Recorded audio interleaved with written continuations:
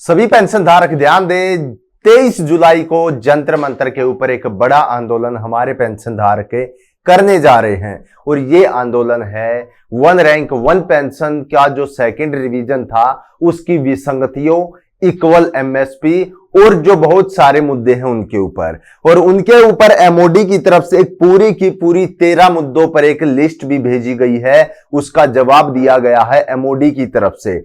क्या जवाब दिया गया, बिल्कुल विशेष एक एक करके मैं आपको इस वीडियो में बताऊंगा। देख सकते हैं, जितने पेंशन धारक हैं उन सभी के लिए जानना बहुत ही जरूरी है। एमओडी मिनिस्ट्री ऑफ डिफेंस की तरफ से पूर्व सैनिक कल्याण विभाग room number 220 A B wing Sena Bhavan new Delhi की तरफ से जारी किया गया है, जिसमें 13 अलग अलग मांगे जो पेंशन धारकों की थी उनके बारे में स्पष्टीकरण दिया गया है मिनिस्ट्री ऑफ डिफेंस की तरफ से। आपको बता दें, सबसे पहला मुद्दा है इसमें फिटमेंट फैक्टर को लेकर, जो जेसीओ को मिल रहा है 2.57 का और ऑफिसर्स ले रहे हैं 2.81 का। इसके ऊपर एमओडी ने क्या सफाई दी है उसके ऊपर ही पहले बात कर लेते हैं। सबसे पहले मुद्दे पर एमओडी की तरफ से कहा कि हमारी तरफ से सबको 2.57 दिया जा रहा है, लेकिन कुछ अधिकारी हैं जिनको हम सिविल में काउंट करते हैं, उनको जिस प्रकार से 2.72 और 2.81 दिया जा रहा है, ऐसे कुछ अधिकारी, ऐसा स्पष्टीकरण एमओडी की तरफ से दिया गया है। उसके बाद benefits of OROP not applicable for PMR retiree who got PMR 1/7/2014।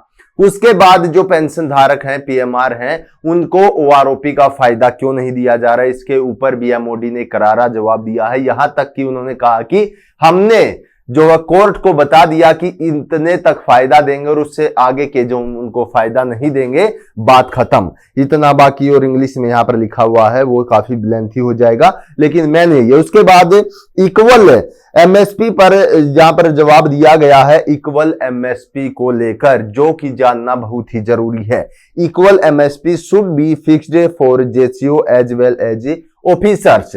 यहां पर बताया गया है कि जो इक्वल एमएसपी है वो ऑफिसर्स के बराबर क्यों नहीं दी जा रही, जिस पर दिल्ली हाई कोर्ट में केस भी चल रहा है और काफी लंबा केस वो खिंच गया है। उससे पहले असली वाली वन रैंक वन पेंशन का केस सुप्रीम कोर्ट में चल रहा था, उस पर भी काफी तारीखें हुई, आपने देखा होगा। लेकिन अब दिल्ली हाई कोर्ट में इक्वल एमएसपी को लेकर यह केस चल रहा है और इस पर अब जाकर कुछ थोड़ी बहुत अपडेट, या हमें ऐसा लगने लगा था कि हमारे जो शुरुआती रैंक है जेसीओ जवान हैं उनके हक में कुछ फैसला आएगा। लेकिन अब एमओडी की तरफ से कुछ स्पष्टीकरण यहां पर दिया गया है, जिसमें उन्होंने बताया है कि जो 5200 एमएसपी जेसीओ जवान और ऑफिसर्स हैं उनको जिस प्रकार से 10,800 या फिर 15,500 जैसी एमएसपी दी जा रही है उसको लेकर यहां पर बताया गया है।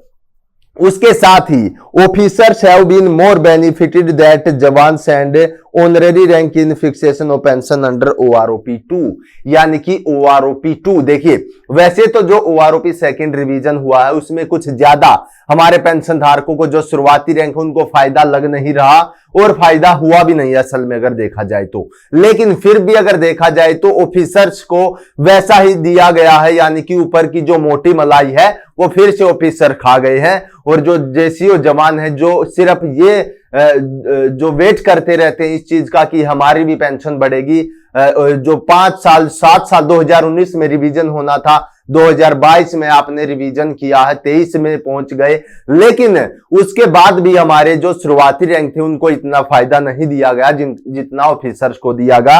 और यहां पर आप कहते हैं कि ओआरओपी एवरेज का जो फायदा हो सबको दिया गया है, यानी कि सरकार अपनी मनगढ़ंत कहानियां कुछ भी बता सकती है, लेकिन हमारे जेसीओ जवान और जो हमारे शुरुआती रैंक की पेंशन धारक है वो कुछ मुद्दा उठाते हैं तो सरकार उनको दबाने का काम करती है। और ऐसा हाल तब था जब सत्ता में आने से पहले नरेंद्र मोदी ने रेवाड़ी की जो रैली थी उसमें इतना बड़ा भाषण दिया भूतपूर्व सैनिकों के ऊपर, लेकिन जब उनकी बारी आई कुछ देने की वो इतने पीछे क्यों हट गए। आखिरकार हमारे पेंशन धारक इतने दिनों से सड़कों पर क्यों बैठे हैं, क्या वे रिटायरमेंट के बाद यही सोच रहे थे कि हम सड़कों पर बैठेंगे? हमारे जो जवान हैं उन्होंने ये सोचा होगा बॉर्डर पर ड्यूटी तैनात थे तब कि हम रिटायरमेंट के बाद अपने घर परिवार के साथ एक अच्छा जीवन व्यतीत करेंगे, लेकिन यहां पर वो सड़कों पर घूम रहे हैं। दोस्तों ऐसे बहुत से मुद्दे हैं, आप यहां पर देख सकते हैं। लास्ट में जो under secretary to the government of India की तरफ से उनके साइन भी यहां पर हुए पूरे, आपको बता दें 20 तारीख 7/2023 का ये है। और इसके बारे में आपकी क्या राय है हमें कमेंट बॉक्स में जरूर बताइएगा। आने वाली हर अपडेट हमारे जेसीओ जवान सभी पेंशन धारकों के लिए सबसे पहले हम लेकर आते रहेंगे। हमारे चैनल को सब्सक्राइब कर लीजिए यदि सब्सक्राइब नहीं किया है तो, आने वाली हर अपडेट के लिए। तब तक के लिए जय हिंद जय भारत।